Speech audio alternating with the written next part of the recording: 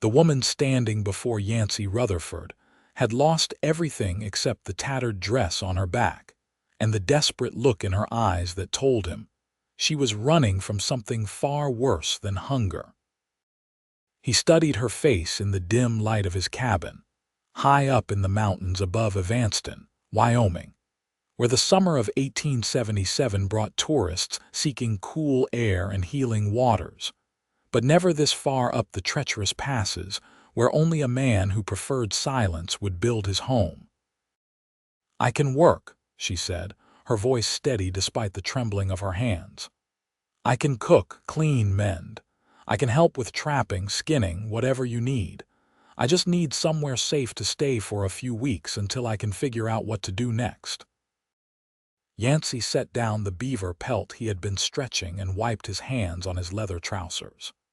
The woman was young, maybe 22 or 23, with dark blonde hair that had come loose from its pins and green eyes that held equal parts fear and determination.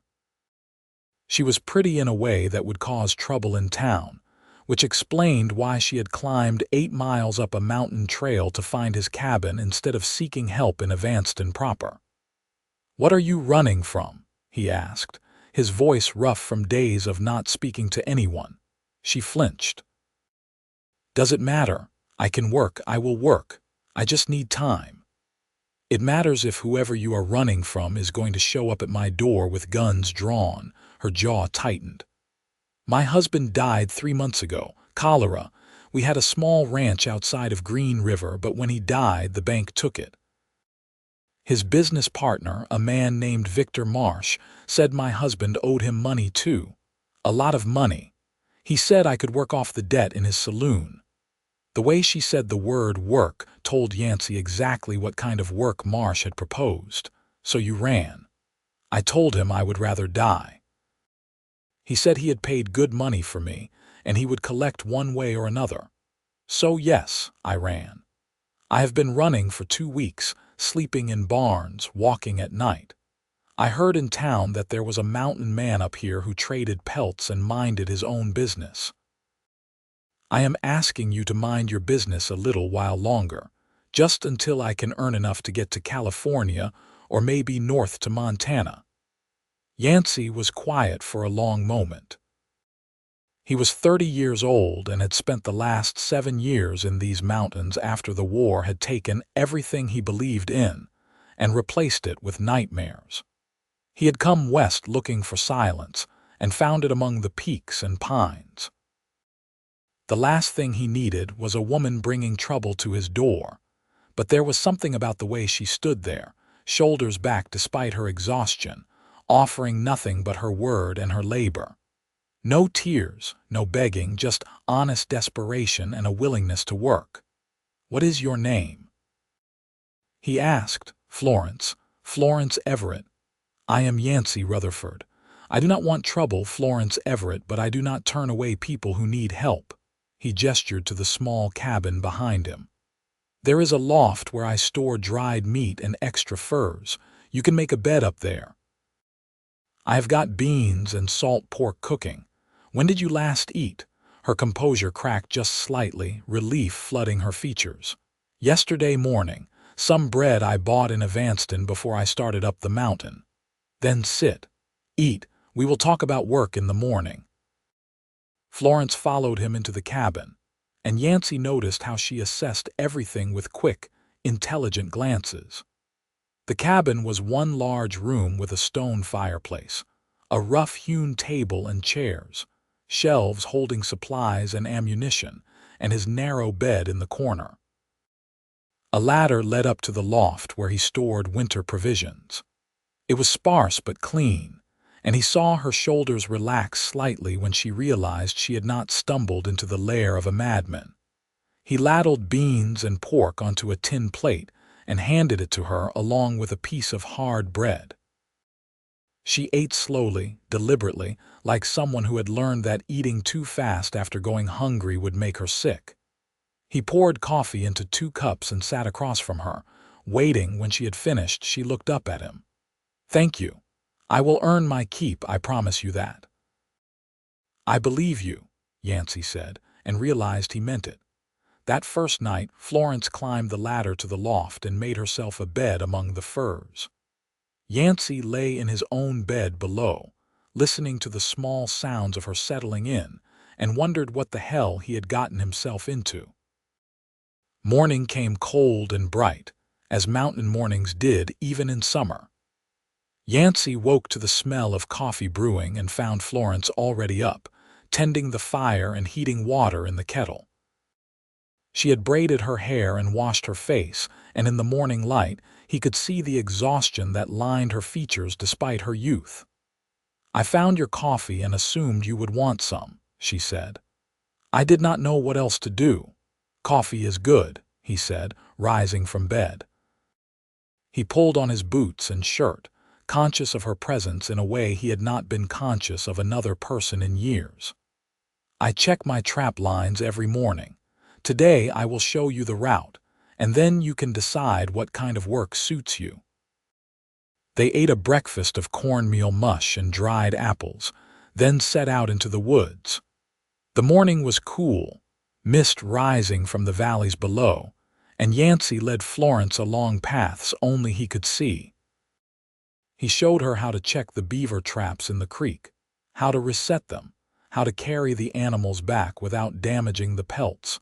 Florence watched everything with keen attention, asking questions that showed she was actually thinking about what he was teaching her.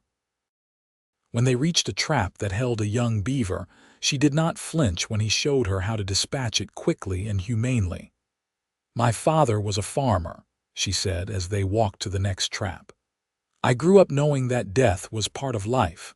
I helped him slaughter hogs every autumn." "Most women from town would have fainted," Yancey observed. "I am not from town. I am from a ranch, or I was." Her voice carried a note of sadness that she quickly suppressed. "What do you do with all the pelts?" "I take them down to Evanston once a month. Trade them for supplies, coffee, ammunition, anything I cannot make or grow myself. The beaver pelts go east, end up as hats for rich men who have never seen a mountain." "Do you like it up here? The solitude?" Yancey considered the question. "I do not mind my own company. The world down there," he gestured toward the valley, "has too much noise, too many people wanting things, expecting things. Up here, things are simple. I trap, I hunt, I survive. That is enough." Florence was quiet for a moment. "That sounds lonely."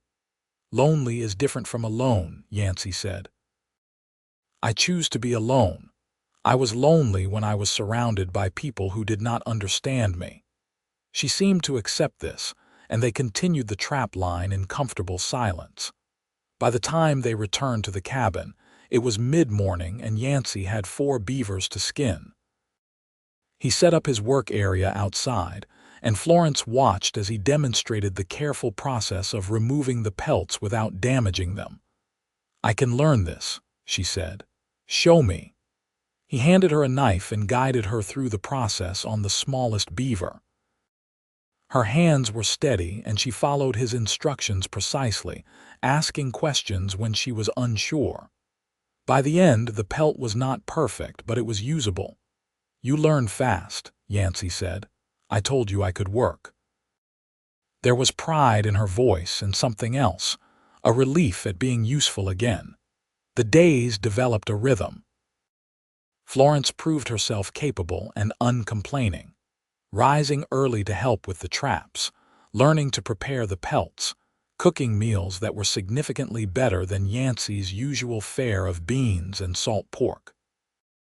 She had brought almost nothing with her, so he gave her one of his extra shirts to wear while she washed and mended her dress.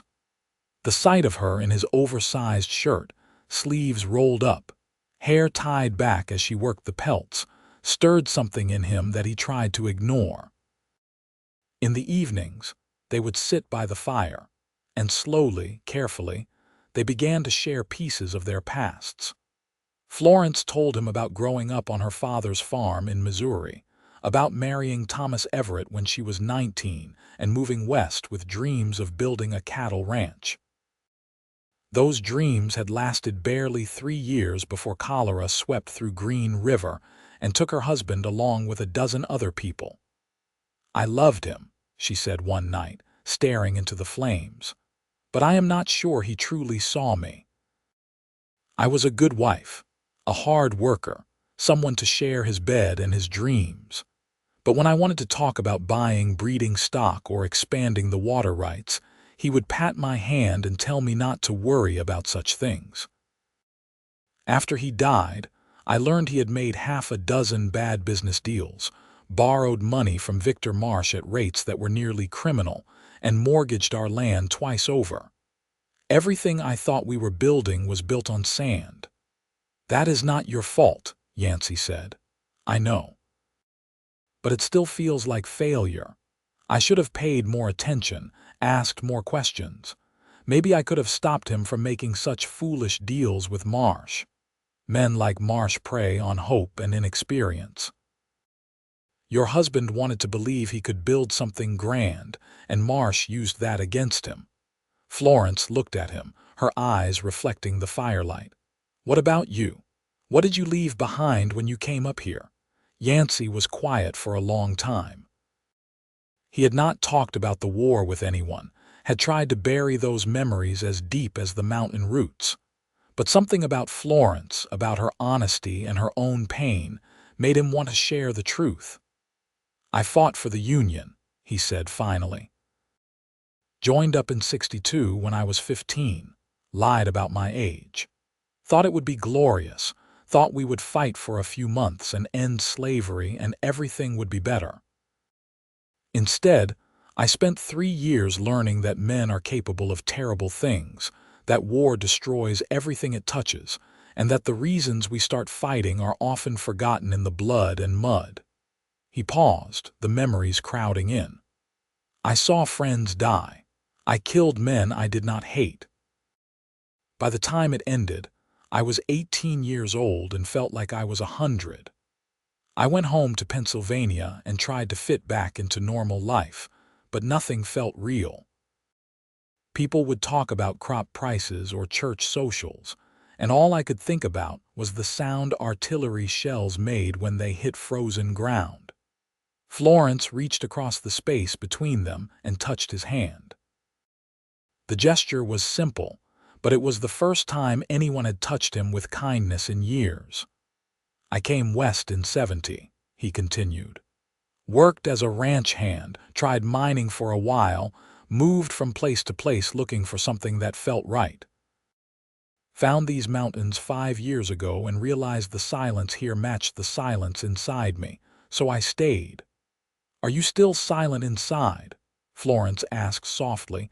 Yancey looked at her, really looked at her and saw not pity but understanding. "Less than I was," he admitted. 3 weeks passed.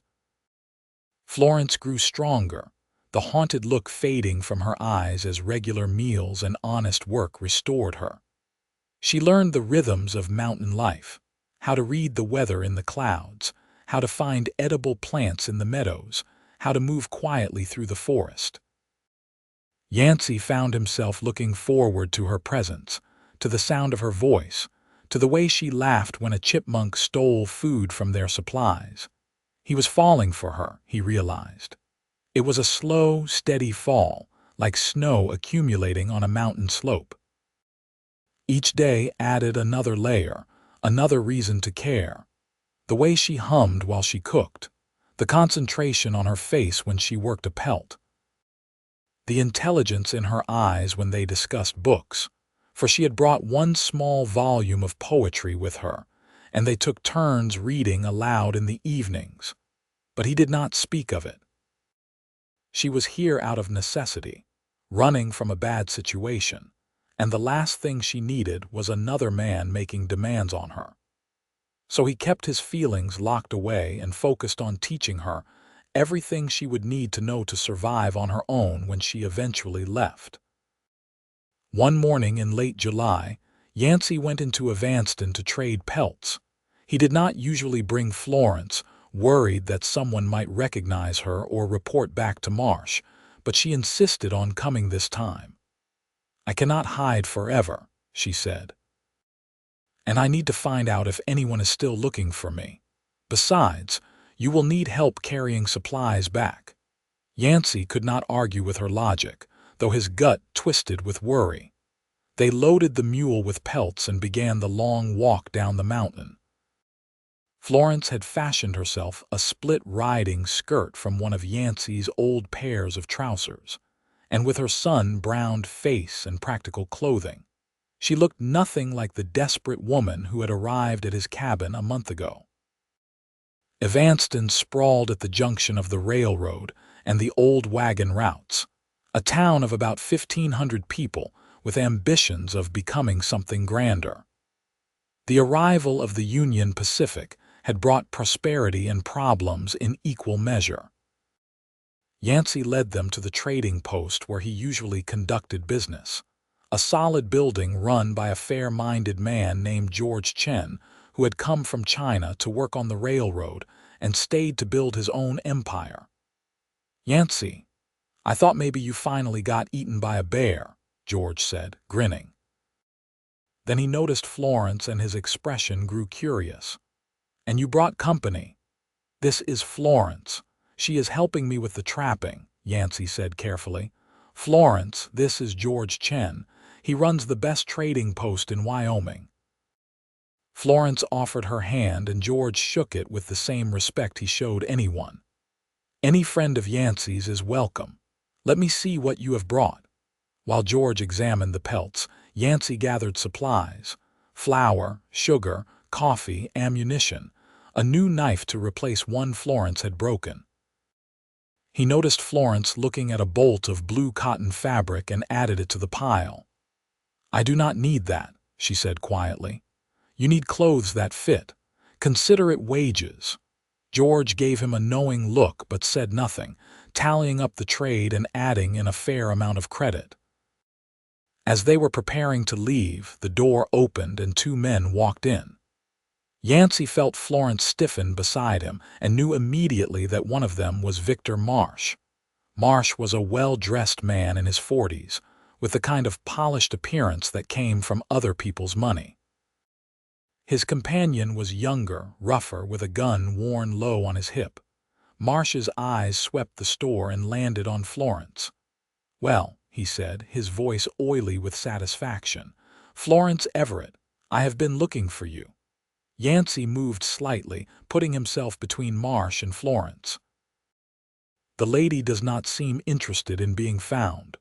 Marsh's eyes flicked to Yancey, assessing and dismissing him in one glance. "This is a private matter. Florence owes a debt, and she ran instead of honoring it. That is theft, as far as I am concerned."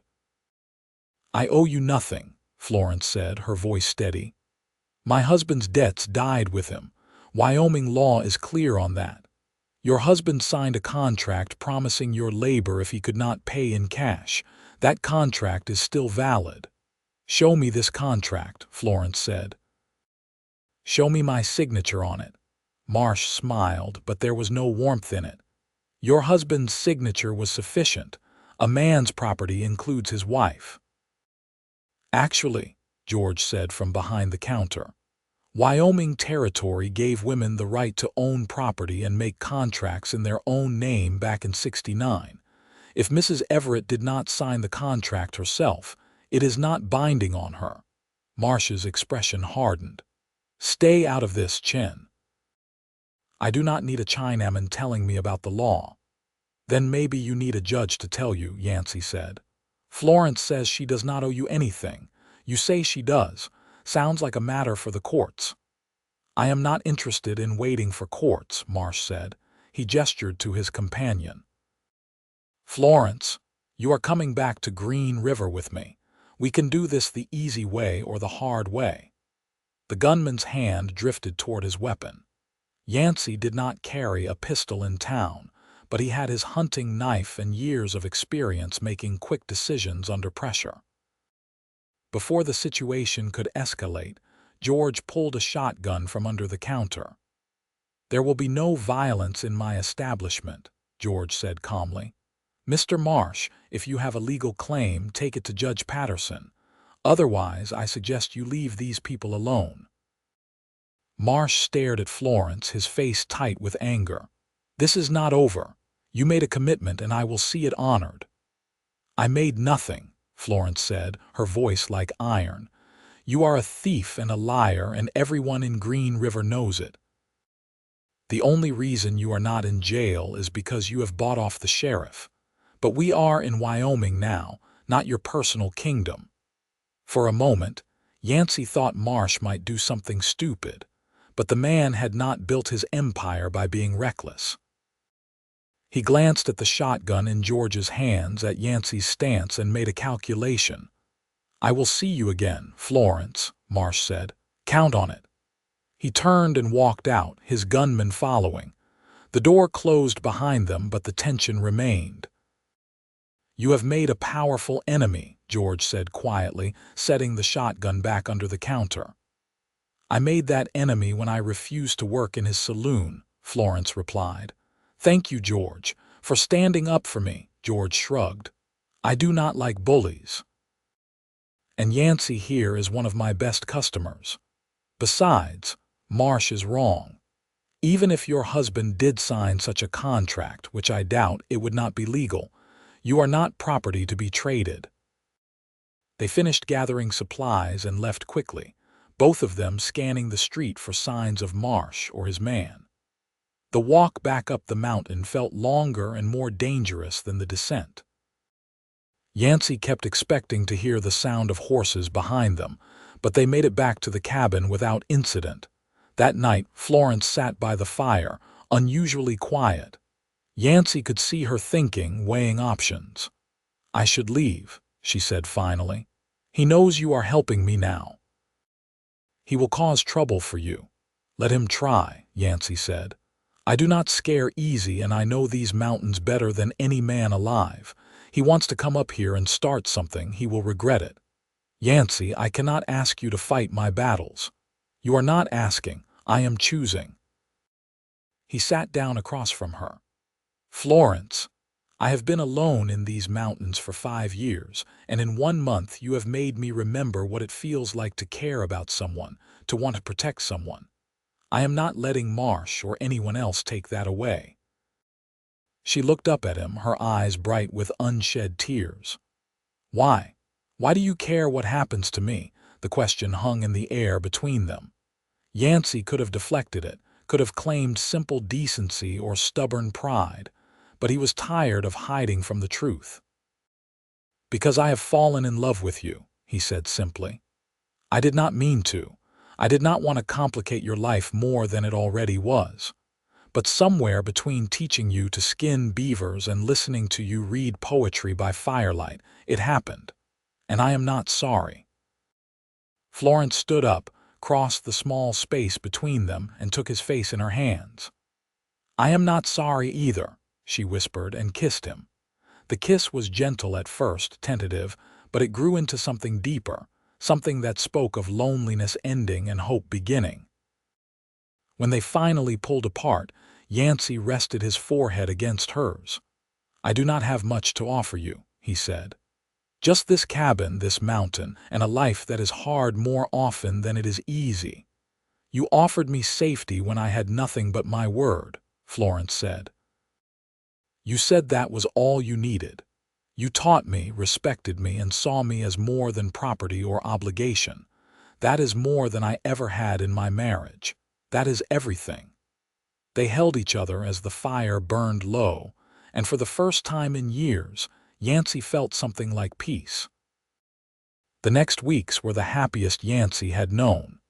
He and Florence moved through their days as partners, working side by side, learning each other's habits and preferences. At night, she moved down from the loft to share his bed, and they discovered each other with the wonder of people who had thought they might never feel such connection. Florence thrived in the mountain environment.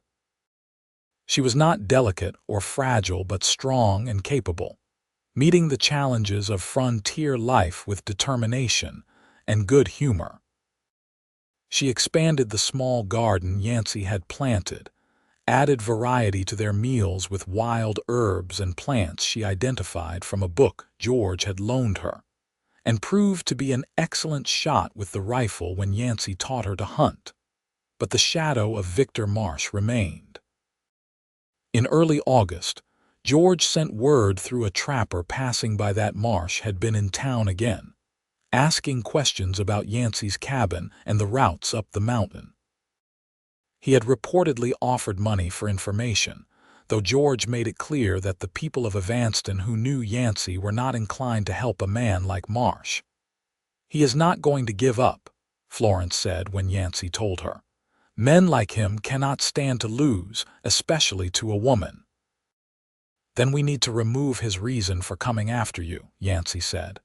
"We need to make sure there is no legal claim, real or fabricated, that he can use." "How do we do that?" Yancey had been thinking about this.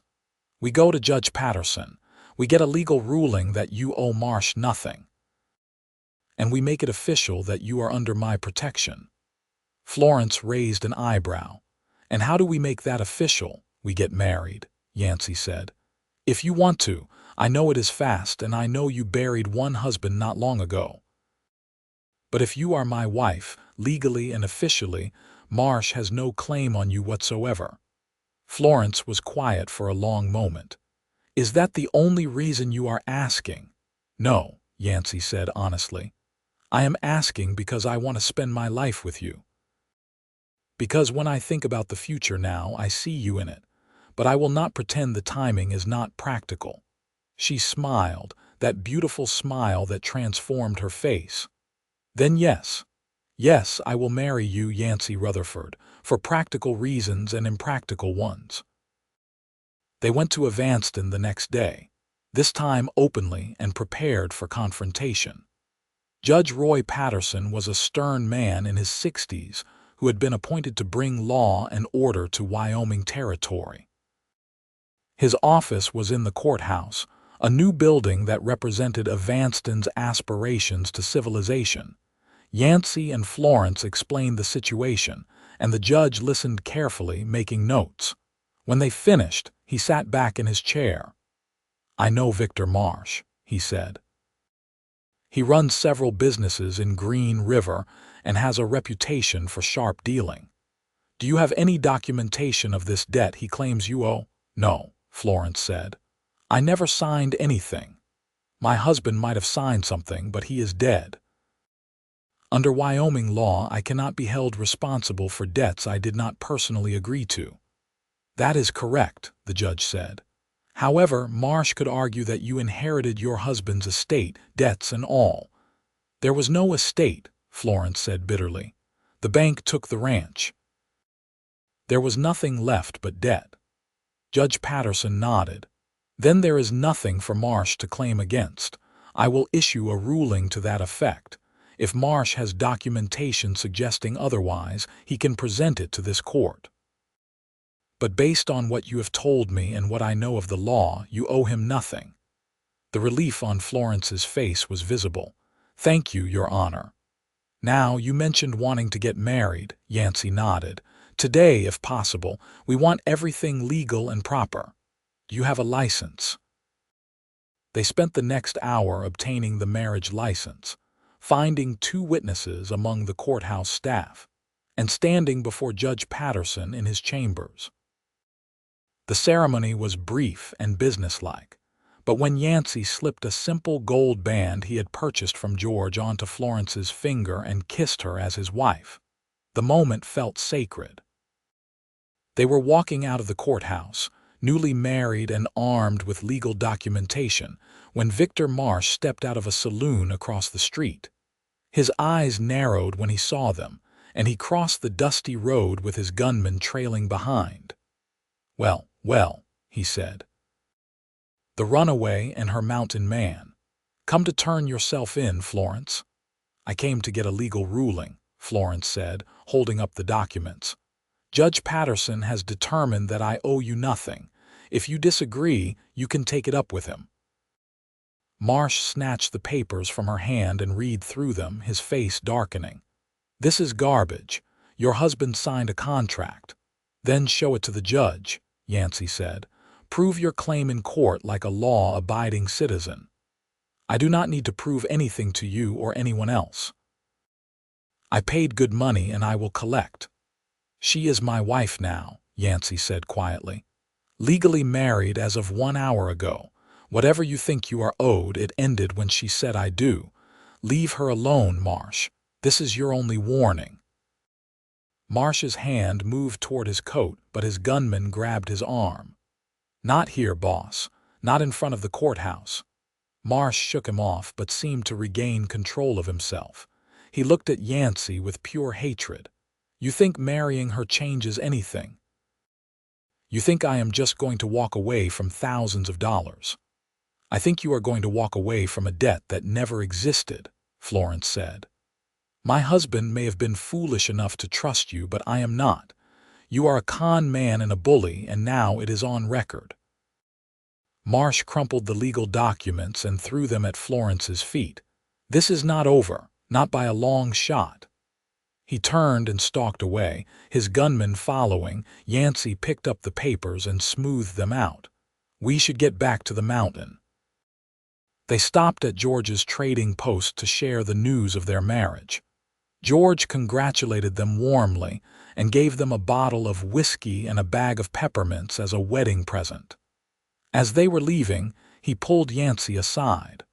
Watch yourself up there, George said quietly.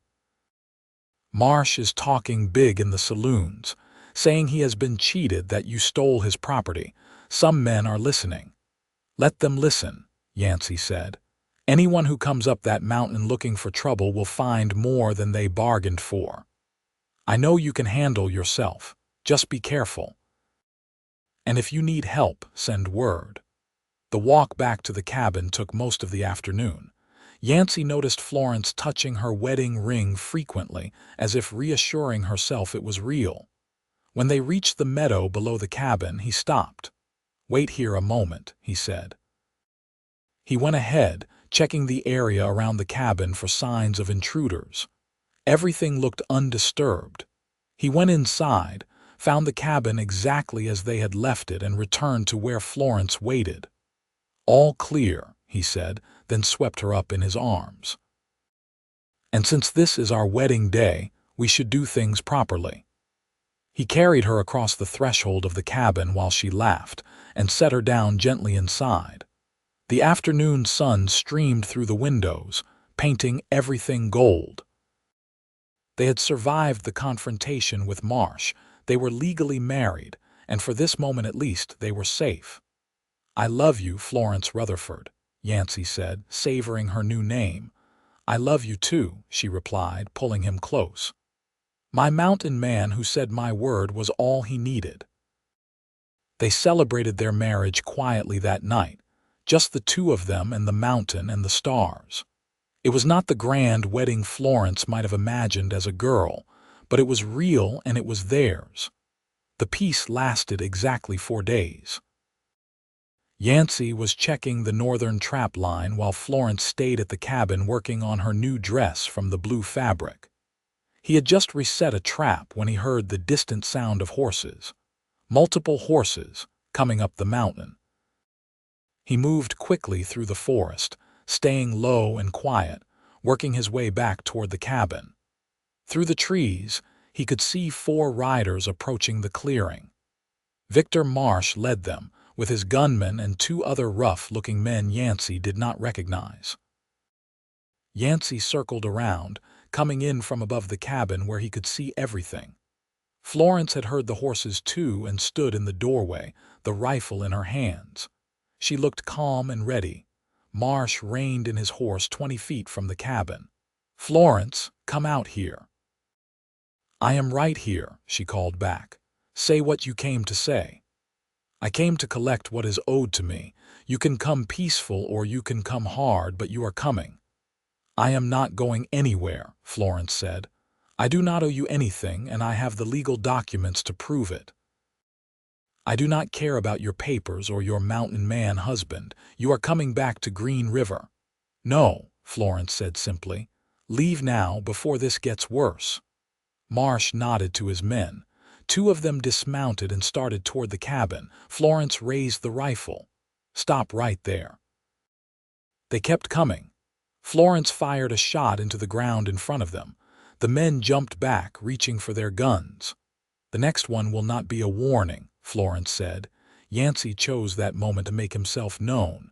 He stepped out from the trees above, his own rifle aimed at Marsh. She said, "Leave. I suggest you listen." Marsh twisted in his saddle, surprised to find himself caught between two guns, his face flushed with anger. "This is kidnapping. You are keeping her here against her will." "I am here of my own free will," Florence said. "I am legally married to this man, and this is my home. You are trespassing." "I paid your husband $5,000, Marsh shouted. "He promised me your labor for 5 years if he could not pay it back. That is a legal contract." "Then show the contract to Judge Patterson," Yancey said. "But right now, you are on my property threatening my wife. In Wyoming, that gives me legal right to defend my home with lethal force if necessary." The two men on foot looked nervously at Marsh, clearly not eager to start a gunfight with people who had the higher ground and seemed willing to use it. Marsh's gunman kept his hand near his pistol but did not draw. "This is not the last you will hear from me," Marsh said. "I will bring the law down on you." "Bring whoever you want," Yancey said. "We have nothing to hide. But right now you need to leave before someone gets hurt." Marsh stared at them both, hatred burning in his eyes. Finally, he jerked his horse around. "Mount up," he barked at his men. "We will settle this another way." They rode off, the sound of hooves fading down the mountain. Yancey waited until they were completely gone before descending to the cabin. Florence lowered the rifle, and he could see her hands trembling slightly. "You did good," he said, taking the rifle from her. "You stayed calm." "I was terrified," she admitted, "but I meant what I said. I am not going back. I would rather die than let him own me." "It will not come to that," Yancey promised, "but we need to be ready. He is not going to give up." They spent the next few days preparing. Yancey moved extra ammunition and supplies into the cabin. He showed Florence several escape routes through the mountains, places to hide if she needed to. They set up early warning systems, simple things like bells on wires that would alert them if anyone approached. The attack came on a Tuesday morning in late August. Yancey was returning from checking the southern traps when he heard the bell system jangling. He ran for the cabin, arriving just in time to see 8 men surrounding the building. Marsh was not among them, but his gunman was, along with a man wearing a sheriff's badge. "Yancey Rutherford," the man with the badge called out. "I am Deputy Sheriff Thomas Walsh from Green River. I have a warrant for the arrest of Florence Everett on charges of theft and breach of contract." Yancey's mind raced. This was worse than simple intimidation. Marsh had used his connections to manufacture legal charges.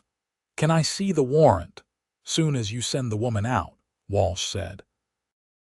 "Not happening," Yancey replied. He had approached close enough now to be heard clearly.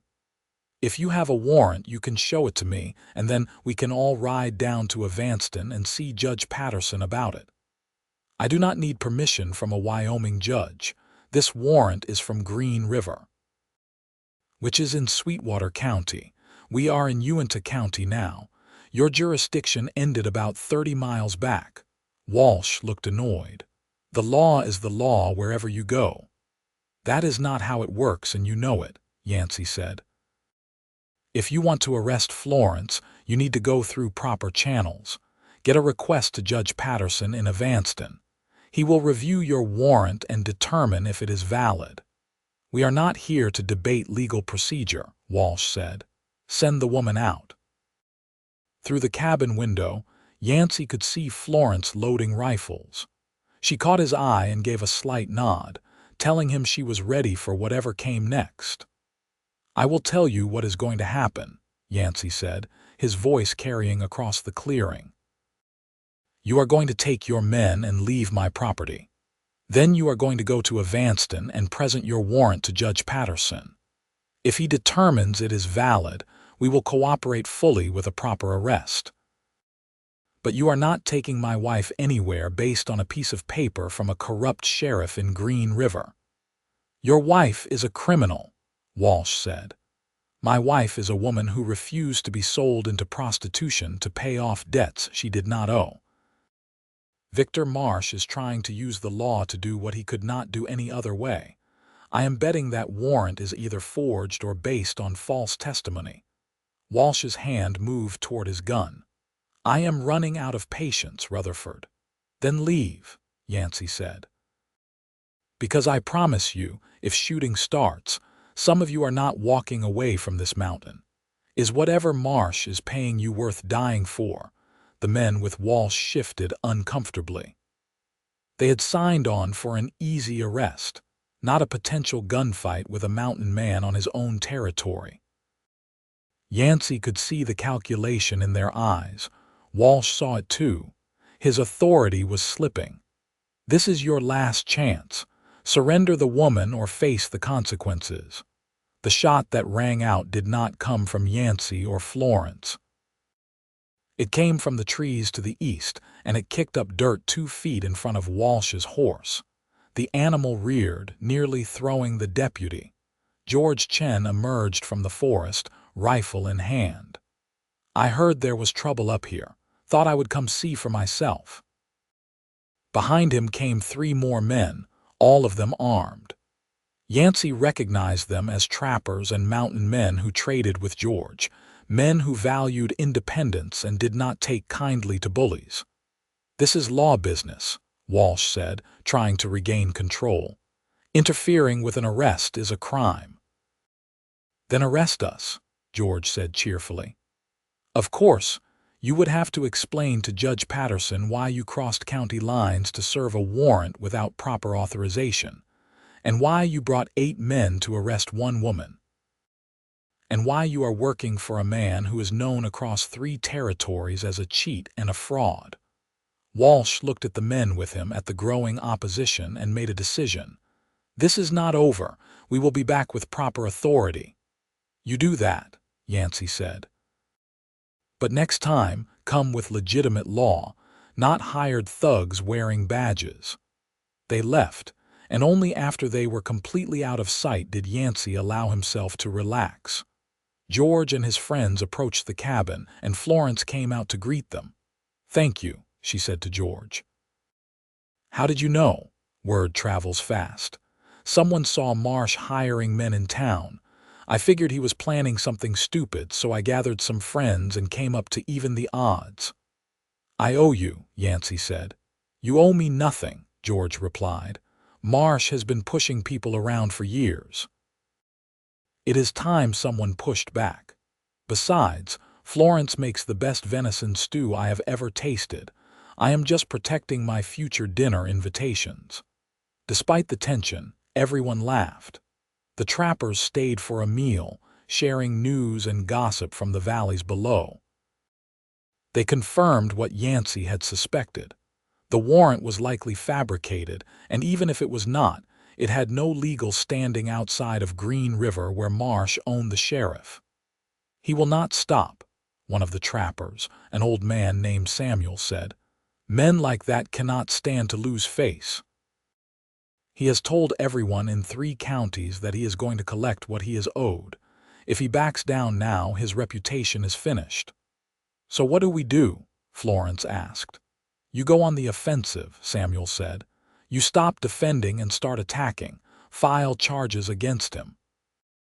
Harassment, attempted kidnapping, whatever will stick. Make him defend himself for a change. It was good advice.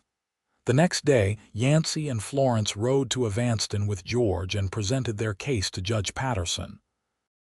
The judge listened carefully and agreed that Marsh's actions constituted harassment at minimum. He issued a restraining order forbidding Marsh from coming within 100 yards of Florence or the cabin, and he sent a letter to the territorial attorney suggesting an investigation into Marsh's business practices. This will not stop him, the judge warned. But it will slow him down and put him on notice that he is being watched. They returned to the mountain feeling slightly more secure, but knowing the fundamental problem remained. Marsh would keep coming, keep pushing, until something broke. The solution came from an unexpected source. In mid-September, a man arrived at the cabin leading a pack mule. He was in his 60s, well-dressed, with the bearing of someone accustomed to authority. He introduced himself as William Everett, Florence's father-in-law. Florence was shocked. "I thought you were in Missouri." "I was," William said, "until I got your letter telling me about Thomas's death and the trouble with Marsh. I came as fast as I could. I sent that letter months ago, right after Thomas died. Mail is slow, and I was on a buying trip in Kansas when it arrived. By the time I got back and learned what happened, you had already run. I have been looking for you ever since." He glanced at Yancey. "I am glad to see you found protection." Florence introduced Yancey as her husband, and William's eyebrows rose. "That was quick." "Circumstances required it," Florence said. "Yancey saved my life. He gave me shelter when I had nothing." William studied Yancey with a shrewd gaze. "You treat her well." "I love her," Yancey said simply, "and I will protect her with my life." William nodded, apparently satisfied. "Then I am glad she found you. Now, let us talk about Victor Marsh." They sat around the table while William explained that he had been investigating Marsh's claims. "My son was a good boy, but not a good businessman. He was too trusting, too eager to believe people. Marsh took advantage of that. But I have looked at the books, talked to people in Green River, and examined every piece of paper Thomas signed. There is no contract selling Florence's labor. That is pure fiction." "Marsh claims he has one," Florence said. "Then it is a forgery."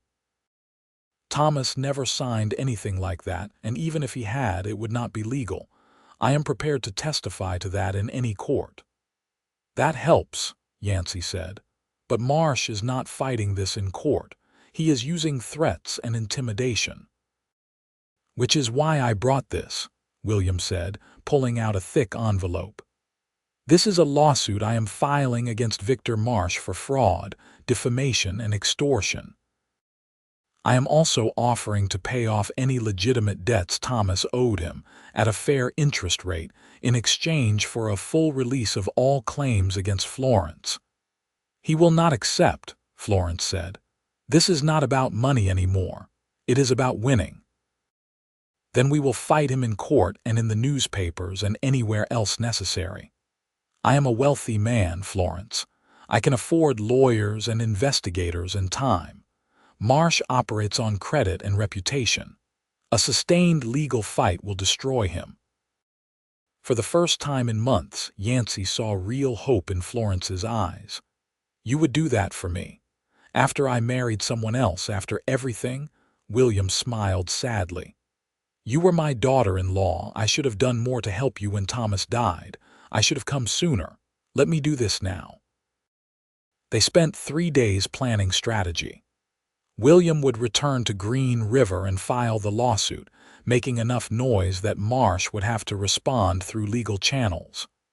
Meanwhile, Yancey and Florence would stay in the mountains, protected by distance and friends.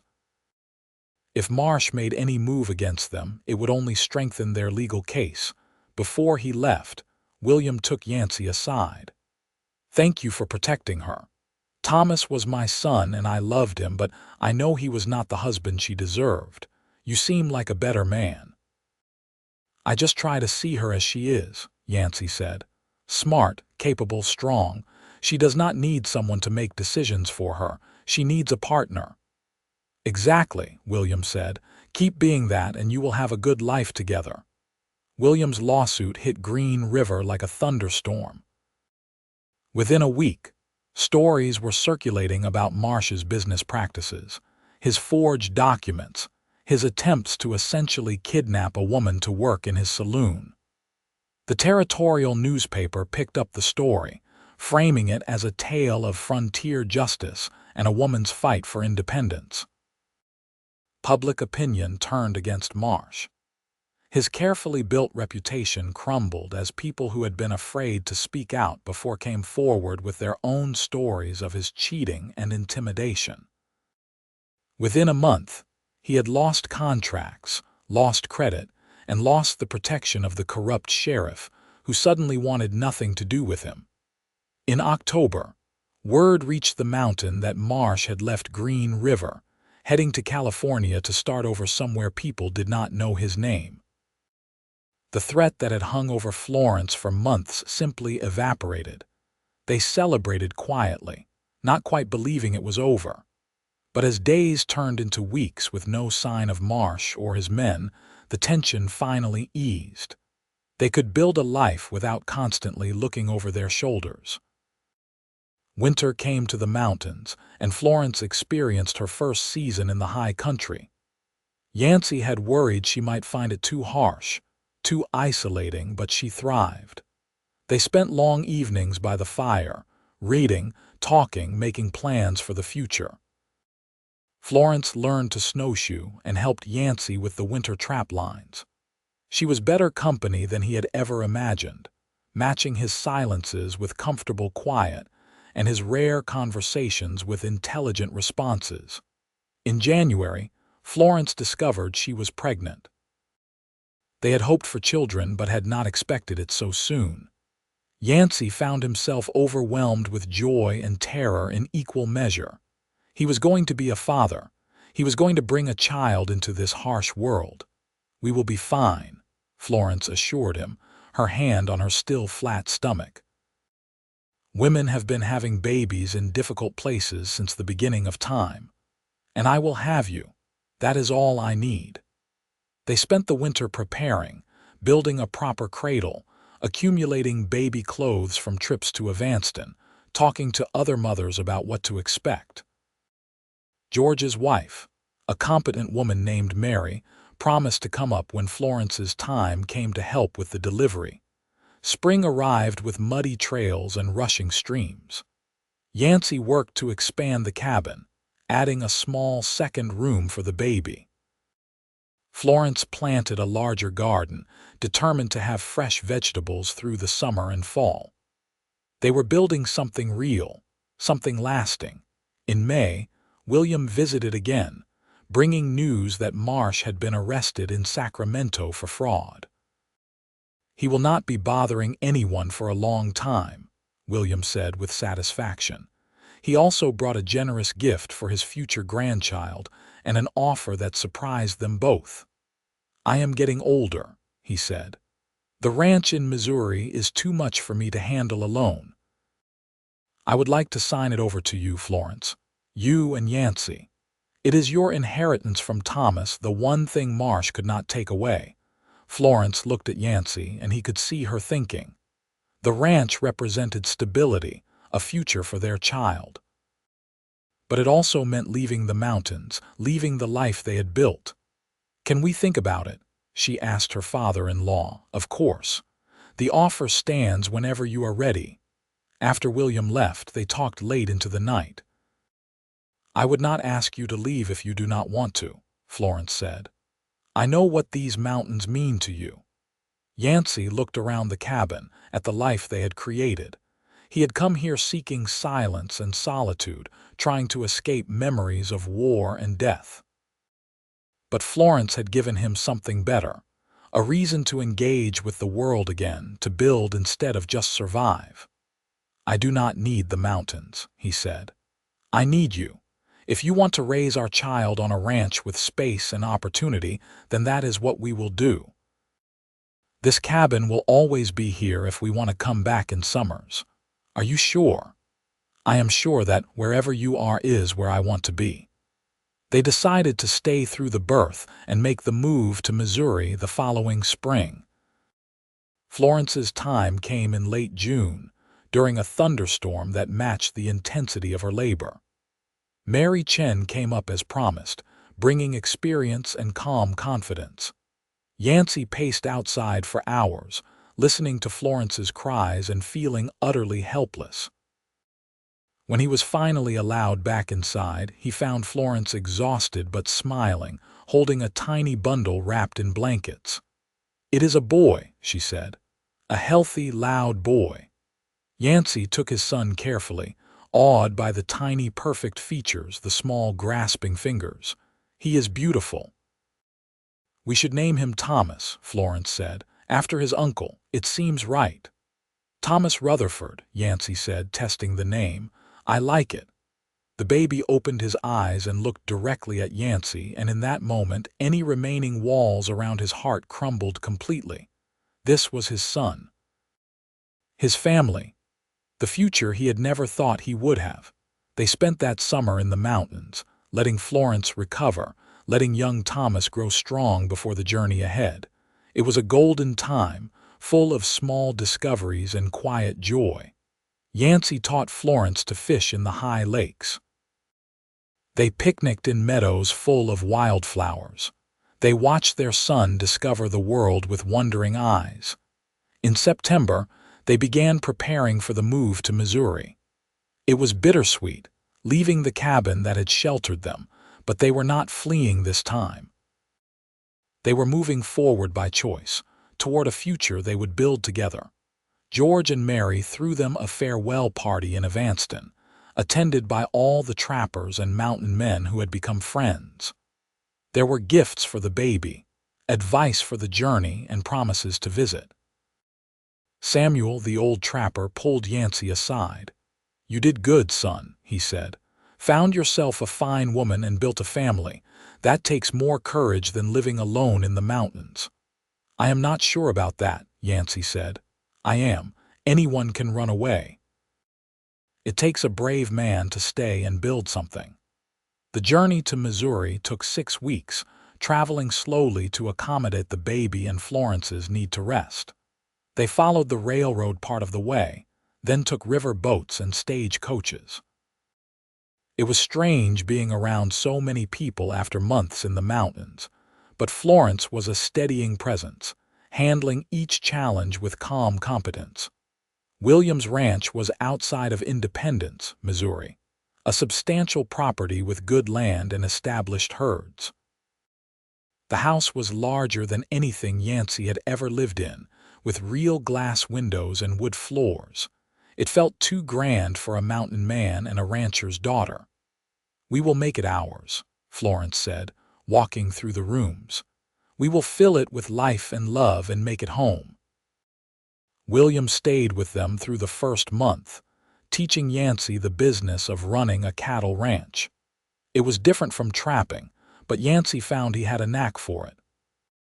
The skills that had kept him alive in the mountains translated well. Observation, patience, understanding animal behavior, hard work.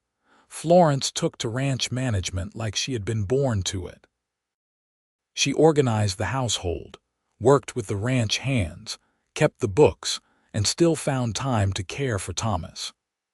Watching her in her element, Yancey realized that the desperate woman who had climbed a mountain seeking shelter had always had this strength inside her. She had just needed the chance to use it. They spent their first Christmas in Missouri surrounded by warmth and family.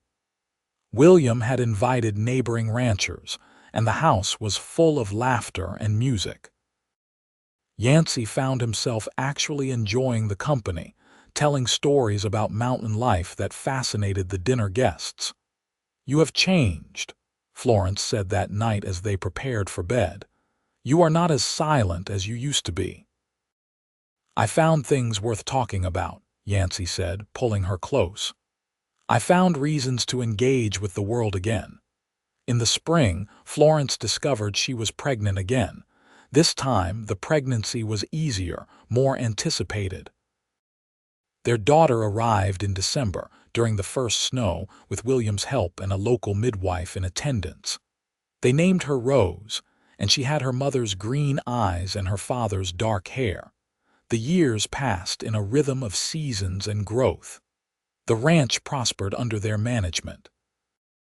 Thomas grew into a sturdy boy who loved horses and open spaces. Rose proved to have her mother's determination and her father's quiet strength. 2 more children followed. Another son they named Samuel after the old trapper, and a second daughter, Mary, named for George's wife. Every summer, they returned to Wyoming, to the cabin in the mountains. They would spend weeks there, introducing the children to trap lines and mountain meadows, to the silence and beauty that had brought their parents together. George and Mary always welcomed them, and the old trappers would gather to tell stories and spoil the children. On one such visit, when Thomas was 12 and Rose was 10, Yancey took his eldest son on the trap line route he had walked with Florence so many years before. "This is where I taught your mother to skin a beaver," he said. "She was scared but determined not to show it." "Was she always brave?" Thomas asked. "She was always brave," Yancey confirmed, "but she did not always know it. Sometimes it takes the right circumstances to show us what we are capable of. Like you finding her, like us finding each other," Yancey corrected. "I was lost too in my own way. We saved each other." That night, lying in the loft they had built for the children, Thomas asked his mother about the day she had arrived at the cabin.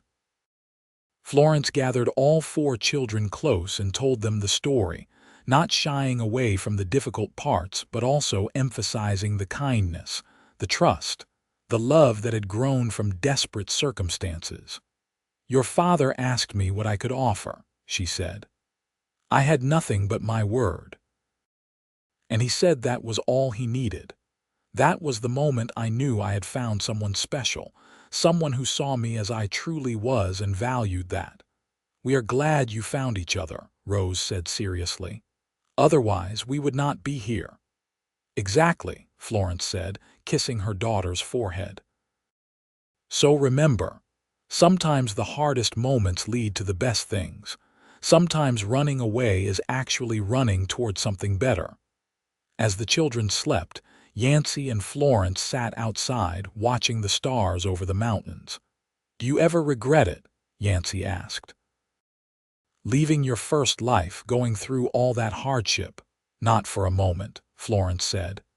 "Everything I went through led me to you, led me to this family, this life. I would not change any of it." "Not even the part where you had to climb a mountain and throw yourself on the mercy of a stranger?" She smiled and took his hand. "Especially not that part. That was the bravest thing I ever did, and it gave me everything I ever wanted." Years continued to pass. William grew old and died peacefully, knowing his grandchildren would carry on his legacy. The ranch expanded under Yancey and Florence's management, becoming one of the most prosperous in the region. They became pillars of their community, known for fair dealing and generosity. Thomas grew up to be a fine rancher, marrying a neighbor's daughter and building his own home on the property. Rose surprised everyone by becoming a teacher, bringing education to frontier children. Samuel followed his father's love of wilderness and became a guide for hunting expeditions. Mary married a railroad engineer and moved to Denver but visited often. Through it all, Yancey and Florence remained each other's constant. They worked side by side, raised their children together, and never lost the connection forged in that mountain cabin when she had nothing but her word, and he said it was enough. On their 25th wedding anniversary, their children threw them a party that brought together people from across 3 territories. George and Mary Chen came from Wyoming, now in their 80s but still sharp. Old trappers made the journey to honor the mountain man who had found love. Neighbors and friends filled the ranch house with laughter and music. During the celebration, Florence pulled Yancey aside. "Come with me for a moment." She led him to the small garden she had cultivated behind the house, a quiet space full of roses and herbs. The evening sun painted everything gold. "You remember what you said to me that first night?" she asked. "When I told you I could work for my keep, I said I believed you. And you did. You believed me when I had nothing to offer but promises. You gave me shelter and safety and respect, and you asked for nothing in return except honesty. Do you know how rare that is? How precious? Yancey pulled her close. "You gave me just as much. You gave me a reason to live instead of just exist. You turned my cabin into a home, my silence into peace, my survival into a life worth living." "We saved each other," Florence said, echoing what he had told their son years before. "We did," Yancey agreed, "and I would do it all again, exactly the same." They stood in the garden as the party continued without them. Two people who had found each other in desperate circumstances and built something beautiful from almost nothing. The mountain man and the woman who had nothing but her word. The promise and the man who said it was enough. As the sun set over the Missouri prairie, painting the sky in shades of gold and rose, they walked back to the house hand in hand. Their children were there, and their children's children, a growing family that had started with one desperate climb up a mountain and a stranger's kindness. Inside, the celebration continued late into the night. There was dancing and music and toasts to the couple who had built such a remarkable life together. But the best moment came near midnight when their youngest grandchild, barely 3 years old, climbed into Yancey's lap and asked him to tell the story. "What story?" Yancey asked, though he knew. "The story of how you and Grandma met." Florence settled beside him, and their children and grandchildren gathered close. Yancey began the tale, and Florence added her parts, and together they wove the story of faith and trust and love that had started it all. When they finished, the room was quiet. Then Thomas, their eldest, raised his glass. "To taking chances, to keeping promises, to building something from nothing, to parents who taught us that the best things in life are worth fighting for." "To love," Rose added. "To family," Samuel said. "To home," Mary finished. They all drank, and Yancey felt Florence's hand tighten in his. This was what they had built. This love, this family, this legacy of trust and partnership. It had started with a woman who had nothing but her word and a mountain man who said that was all he needed. And it had been enough. More than enough. It had been everything. The party wound down eventually, the guests departing or finding beds in the many rooms of the ranch house. Yancey and Florence retired to their bedroom, the same room they had shared for nearly 25 years. Florence sat at her dressing table, unpinning her hair, and Yancey watched her with the same wonder he had felt that first morning when he woke to find her making coffee in his cabin. "What are you thinking?" she asked, catching his eye in the mirror. "I am thinking about how lucky I am. How different my life would be if you had not climbed that mountain." "I am the lucky one," Florence said. "You could have turned me away. Most men would have." "I could never have turned you away," Yancey said. "From the moment you stood there, exhausted and desperate but still proud, offering to work for shelter, I knew you were someone special." Florence came to sit beside him on the bed. "We were both running from our pasts. We both needed a fresh start. We found it in each other." "Best decision I ever made," Yancey said.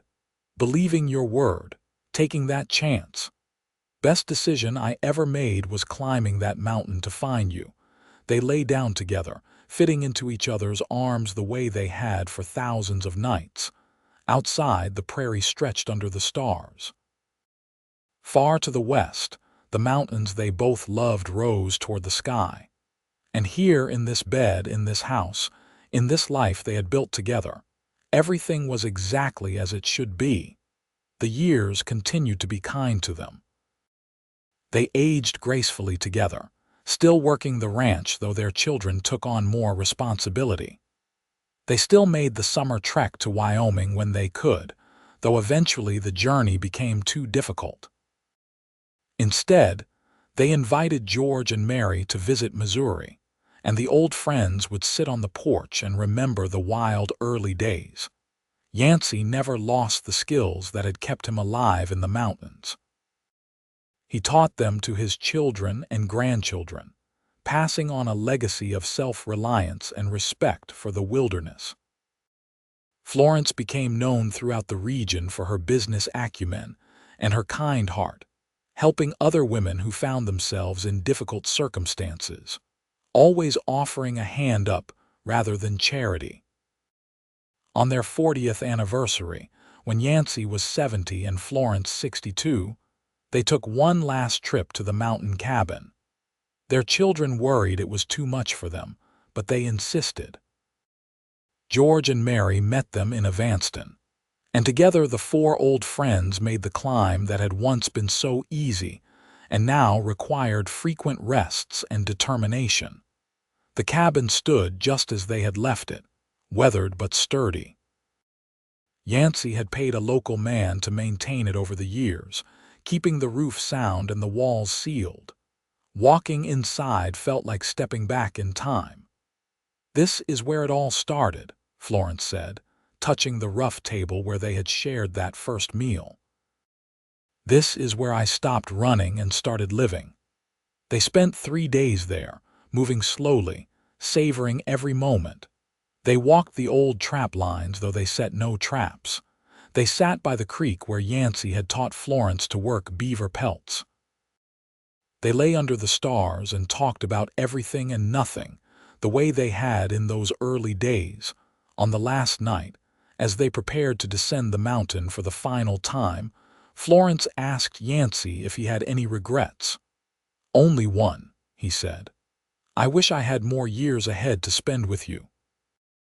"Then we will make the most of the ones we have," Florence said. "We always have." They returned to Missouri and settled into a quieter life. Yancey's joints ached more, and Florence tired more easily, but they still took daily walks around the ranch, still sat together in the evenings, still loved each other with the depth that only decades of partnership can create. When Yancey was 75, he fell ill with pneumonia. The doctor did what he could, but mountain men who have spent winters in the high country often carry the cold in their lungs forever. Florence sat by his bedside day and night, holding his hand, reading to him, talking about their life together. "Do not be sad," Yancey said during a moment of clarity. "I have had a better life than I ever imagined possible. You gave me that." "We gave it to each other," Florence corrected gently. Their children gathered and their grandchildren, filling the house with love and grief. Yancey died on a clear spring morning, Florence's hand in his, surrounded by the family they had created. Florence grieved deeply but not hopelessly. She had loved and been loved. She had built a life of meaning and purpose. She had children and grandchildren who carried forward the values she and Yancey had lived by. She was sad, but she was not broken. She lived another 8 years, watching her grandchildren grow, welcoming great-grandchildren, running the ranch with the help of Thomas and his sons. She never remarried, never even considered it. She had had her great love, and it was enough to last a lifetime. On a summer evening when she was 70, Florence sat on the porch and watched the sunset paint the prairie gold. She felt tired, ready. That night, she went to sleep in the bed she had shared with Yancey and simply did not wake up. The doctor said her heart had stopped, peaceful and quiet. They buried her beside Yancey, under the old oak tree they had planted when they first came to the ranch. The marker was simple. Florence Rutherford, 1855–1925.